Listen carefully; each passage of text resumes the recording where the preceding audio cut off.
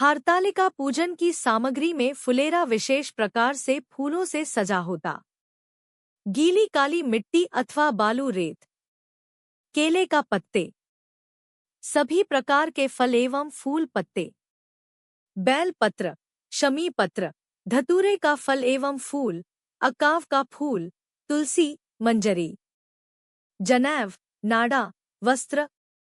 माता गौरी के लिए पूरा सुहाग का सामान जिसमें चड़ी डॉट।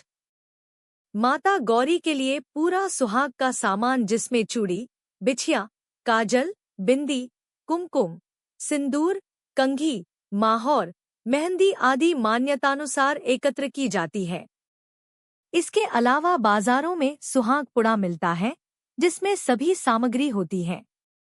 घी, तेल, दीपक, कपूर, कुमकुम, सिंदूर, अबीर, चंदन, श्रीफल, कलश, पंचामृत, घी, दही, शक्कर, दूध, शहद। हरतालिका पूजन प्रदोष काल में किया जाता है। प्रदोष काल अर्थात दिन रात के मिलने का समय। हरतालिका पूजन के लिए शिव, पार्वती एवं गणेश जी की प्रतिमा बालू रेत अथवा काली मिट्टी से हाथों से बनाई जाती है। फुलेरा बनाकर उसे सजाया जाता है। उसके भीतर रंगोली डालकर उस पर पटा अथवा चौकी रखी जाती है। चौकी पर एक सातिया बनाकर उस पर थाल रखते हैं। उस थाल में केले के पत्ते को रखते हैं। तीनों प्रतिमा को केले के पत्ते पर आसीत किया जाता है। सर्वप्रथम कलश बनाया जाता है जिसमें एक लोटा अथवा घड़ा लेते हैं। उसके ऊपर श्रीफल रखते हैं अथवा एक दीपक जलाकर रखते हैं। घड़े के मुंह पर लाल नाड़ा बांधते हैं। घड़े पर सातिया बनाकर उर पर अक्षत चढ़ाया जाता है। कलश का पूजन किया जाता है। सबसे पहले जल चढ़ाते हैं, नाड़ा बांधते हैं, कुमकुम, हल्दी चावल चढ़ाते हैं, फिर पुष्प चढ़ाते हैं। उसके बाद शिव जी की पूजा की जाती है। कलश के बाद गणेश जी की पूजा की जाती है। उसके बाद माता गौरी की पूजा की जाती है। उन्हें संपूर्ण श्रृंगार चढ़ाया जाता है। इसके बाद हरतालिका की कथा पढ़ी जाती है। फिर सभी मिलकर आरती की जाती है जिसमें सर्वप्रथम गणेश जी की आरती, फिर शिव जी की आरती, फिर माता गौरी की आरती की जाती है। पूजा के बाद भगवान की परिक्रमा की जाती है।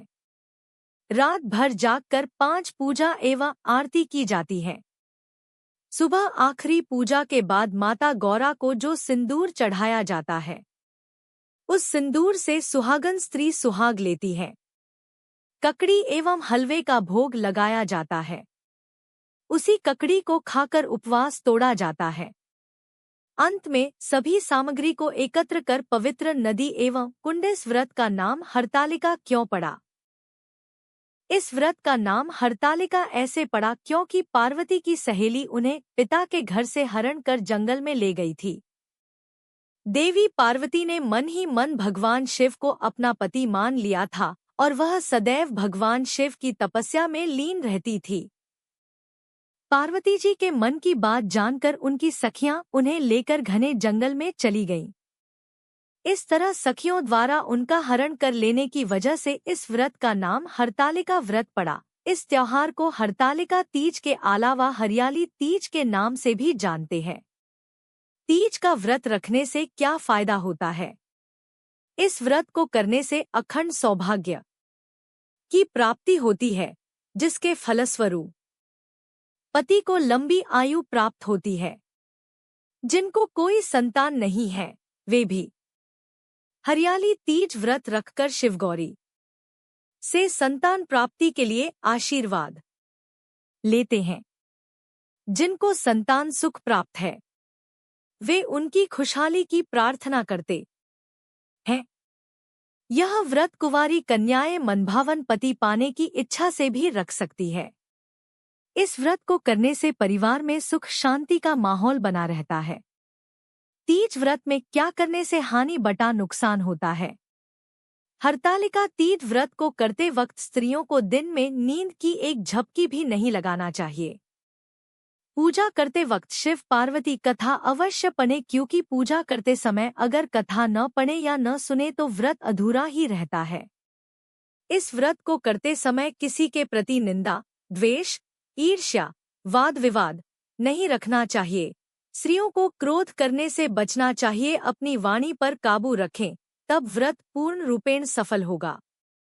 इस व्रत में यह मान्यता है कि कुछ भी खाना पीना नहीं चाहिए, नहीं तो व्रत करने से कोई लाभ नहीं होगा। इस बात का खास ख्याल रखें कि एक बार जो यह व्रत कर लेता है उसे आजीवन यह व्रत करना पड़ता है। जरूरी नहीं कि यह व्रत स्त्री ही करे, इस व्रत को पुरुष भी रख सकते हैं। हरतालिका तीज व्रत के दिन बाल, नाखून नहीं काटना चाहिए, इससे देवी पार्वती नाराज होती है। हरतालिका तीज व्रत के दिन घर के किसी भी सदस्य को तामसिक भोजन व मदिरा पान नहीं करना चाहिए, क्योंकि इससे माता पार्वती व महादेव अत्यधिक क्रोधित हो जाते हैं। हरतालिका तीज व्रत के दिन व्रती स्त्रियों को बार बार शिव पार्वती का स्मरण करते रहना चाहिए। ऐसा करने से भगवान गौरीशंकर प्रसन्नचित हो जाते हैं। हरतालिका तीज में क्या नहीं करना चाहिए? पति या दूसरों से वाद विवाद न करें। मान्यता है ऐसा करने से व्रत का प्रभाव कम हो जाता है और पूर्ण फल नहीं मिलता। हरतालिका तीज का व्रत गर्भवती महिलाओं को नहीं रखना चाहिए, क्योंकि यह व्रत निर्जला रखा जाता है, जो उनके स्वास्थ्य के लिहाज से ठीक नहीं है। तीज के दिन कितनी बार नहाना चाहिए? तीज के व्रत में बहुत नियम कायदे होते हैं। छोटी छोटी बातों का ध्यान रखना पड़ता है। सुबह 4 बजे उठकर बिना बोले नहाना चाहिए। हरतालिका तीज के दिन क्या क्या खाना चाहिए? हरतालिका तीज व्रत रखने से एक दिन पहले आप भोजन में भीगे चने, बादाम, अखरोट और नींबू पानी का सेवन करें। इससे एनर्जी बनी रहती है, पूरे दिन प्यास नहीं लगती है।